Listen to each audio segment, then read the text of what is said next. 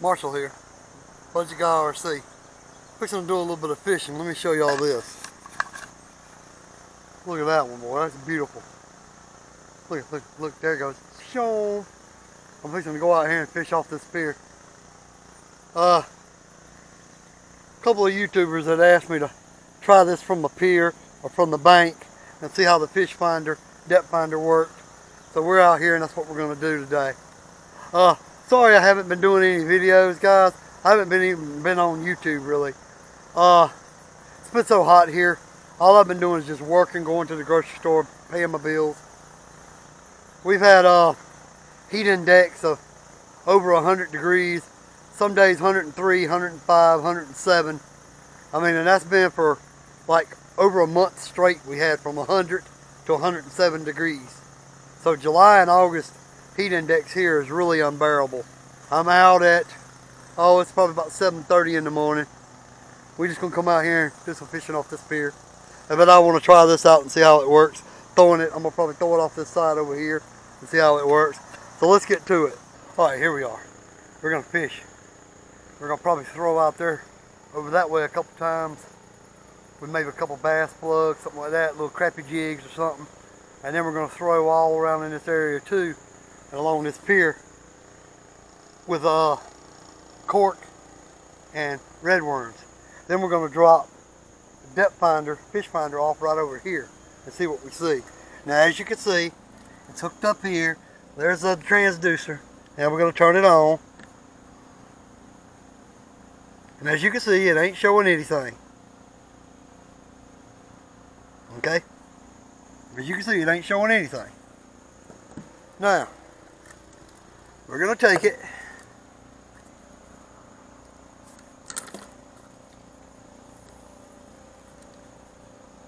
Alright, it tells me, see? Now that's probably one fish or two fish just swimming across near the bottom. See, one notch up from the bottom, see? And it's saying that I got rocky things, I got rock formations down there too. And grass over here, see? So proving it does work. I didn't say it works perfect. But what do you expect for around a $30 fish finder? Alright, we're going to stop this real quick. And we're going to get to setting up my fishing rods. We were throwing this out. Little swim bait, as you can see. We were throwing that out. Throwing all up in that area. And then we threw out there a couple times. Then we went over there and threw it out. Didn't really get no hits with it. We got this little mini one here on the order of it. We're going to throw out there a couple times, see if we can get hits on. And then we've already got this one rigged up with a piece of red worm. We're going to put out there in a few minutes. See if we can get any hits on it. I may just film me throwing this out a couple times, putting that out there with a cork, and then I may just cut and show you if I catch anything.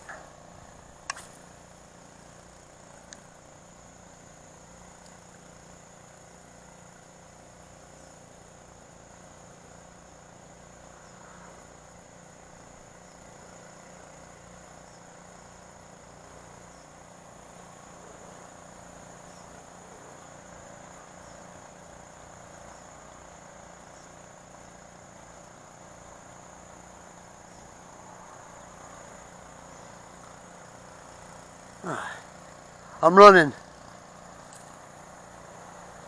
2-pound line on this.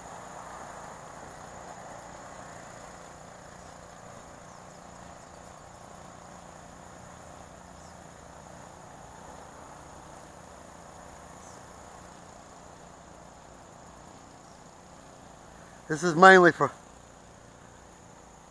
brim and crappie fishing. That's mainly what I'm doing this rig for.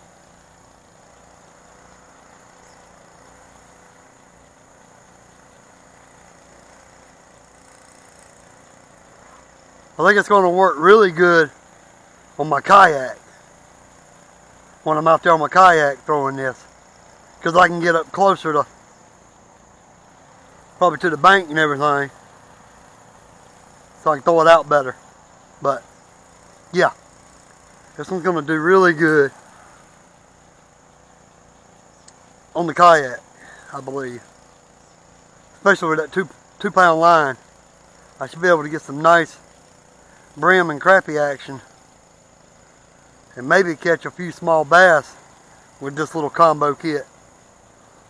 Yeah, I switched the line that was on here. It came with a bigger line.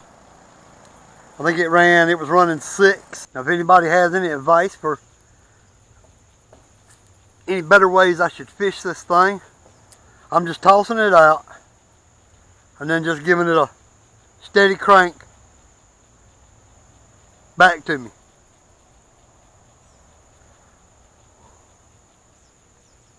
Let me know if when I throw it out, maybe when I first start reeling, reel it a couple times, pause for a second, let it drop down a little bit, and then maybe reel it some more.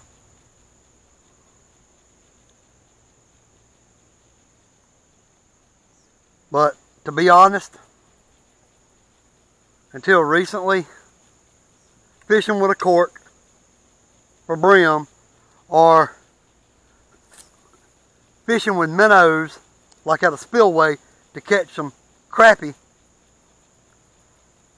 or crappie, whichever way you want to call them, or fishing with night crawlers to catch catfish. That was the main fishing I did. I didn't really do no stand here and fish with artificial stuff much like this.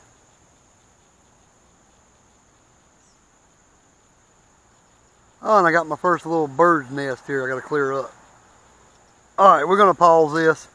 Y'all don't need to see me try to clean up this little tangle right here. I'm going to clean that up, and then I'm probably going to throw that out.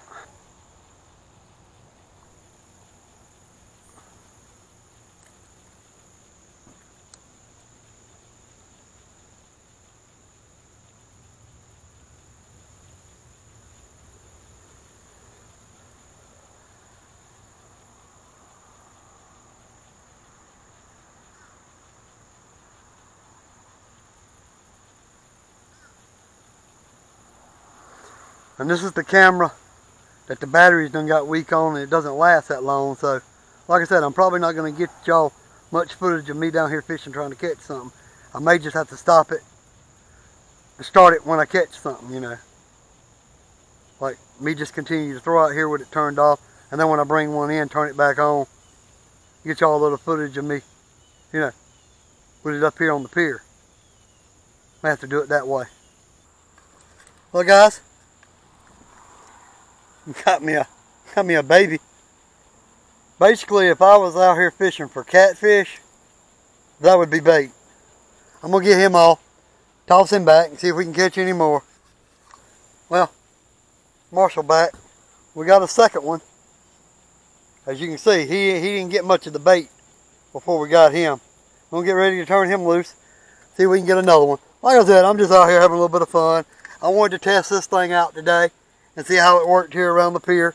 Like I said, it works decently. What are you expecting, man? It's like a $30, $35 fish finder, depth finder. I mean, it's not going to tell you exactly how many fish you've got around you. It's just going to approximate. Like right now, it was just showing one on there. And everything. And you got to think about it. It goes down in a 45-degree like cone from where you drop it in at. 45 degrees around that area where you dropped it in at. It's about all it's going to tell you. Anyway, I'm going to get back to some fishing. If I catch any more, I'll try to show them to you. If I don't, I'll go ahead and end this. Alright, everybody. Marshall, Budget Guy RC, I'm back. Just giving you a view of where I was fishing today. I threw out over here, along there, and then back over here to the pier. Threw out across there a couple times.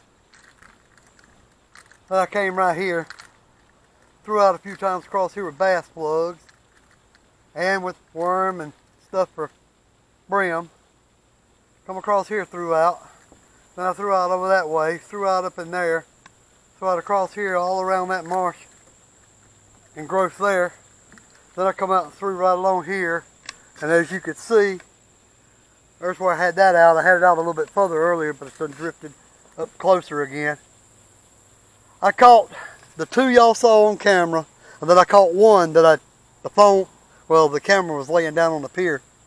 and I caught it, and I brought it up and had it hanging right here. And when I reached down to get the camera, it fell off the hook and flopped back over off the pier into the water. And I was like, oh well, it was smaller than the other two, or as small as the other two. Anyway, to sum it up, this, in my opinion, is worth $35, see? Because it does show me, hey, there's at least a fish down there.